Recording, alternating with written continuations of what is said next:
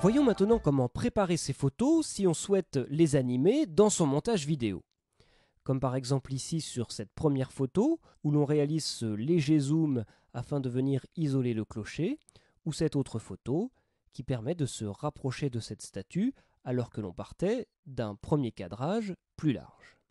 Donc le but, lorsque l'on est sur la portion la plus zoomée de sa photo, le moment où l'on propose un second cadre plus serré par rapport au premier cadre plus large, c'est de faire en sorte que Premiere Pro ne soit pas au-delà d'une échelle de 100% lorsque l'on travaille dans les effets de cette photo, puisque si l'on dépasse l'échelle 100%, c'est que l'on est en train de créer de nouveaux pixels. On demande donc à Premiere de zoomer plus ou moins artificiellement dans la photo en recréant des pixels pour zoomer au-delà de sa taille maximale d'origine et donc de son échelle à 100%.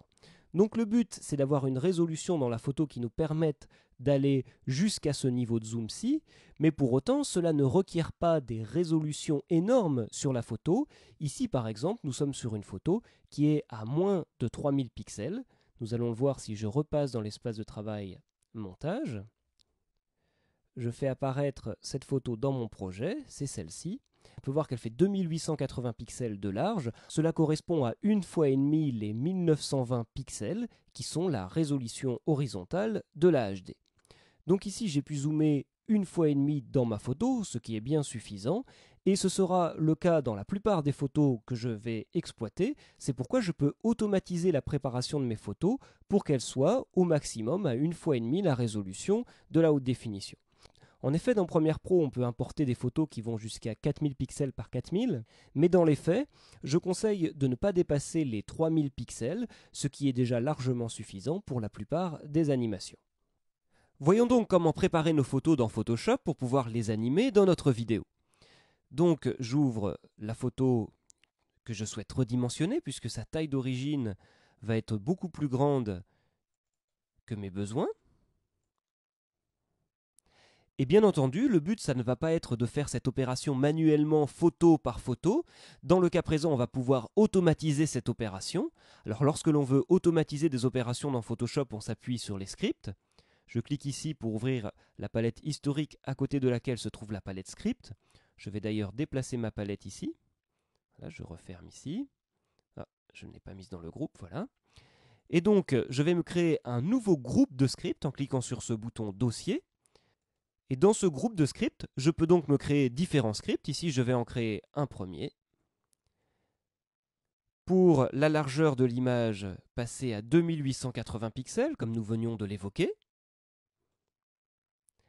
Et on peut le voir, lorsque l'on crée un script, automatiquement se lance un enregistrement.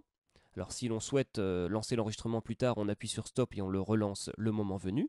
Ce qui fait qu'en cours d'enregistrement, eh bien, Photoshop va mémoriser dans ce script l'ensemble des opérations que nous allons faire sur cette photo, et ce sera donc possible de les répéter sur d'autres photos par la suite.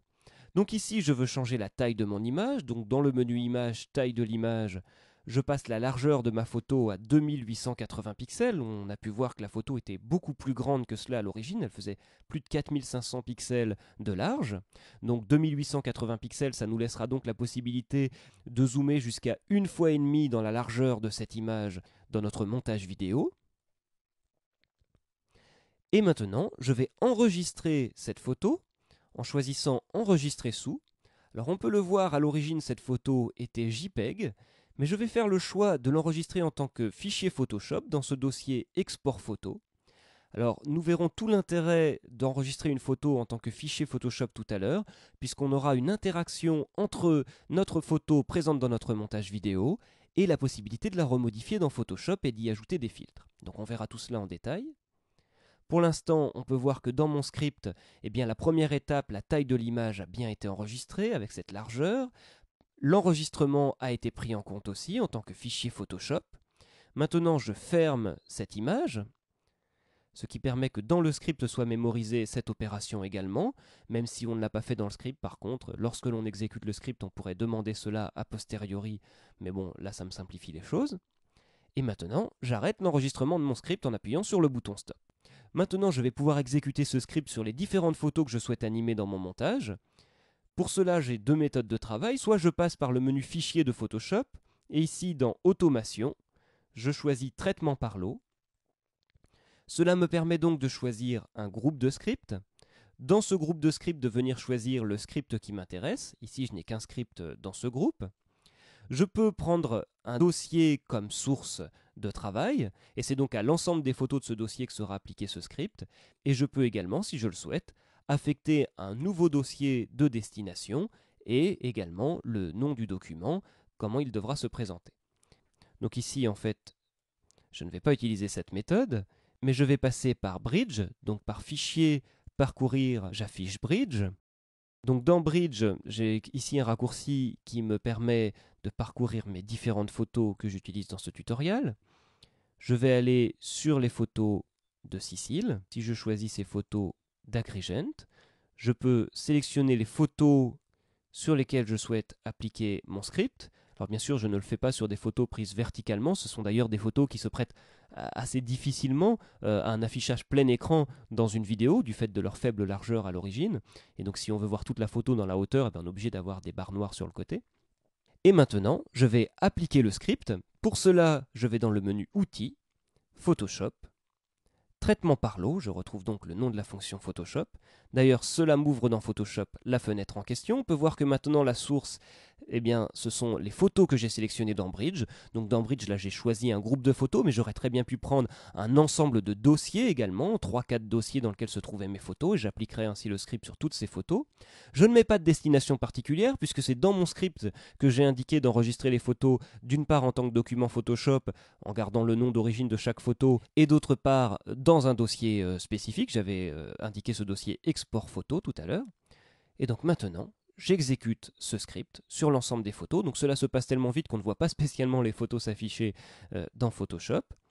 Si je vais dans Bridge d'ailleurs, on va pouvoir voir que dans notre dossier export photo se trouvent les différentes photos qui ont été exportées avec le script. Alors je vais d'ailleurs passer Bridge en mode réduit, ce qui permet de garder Bridge ouvert par-dessus tous les autres logiciels. Et je vais importer cette photo par glisser-déposer.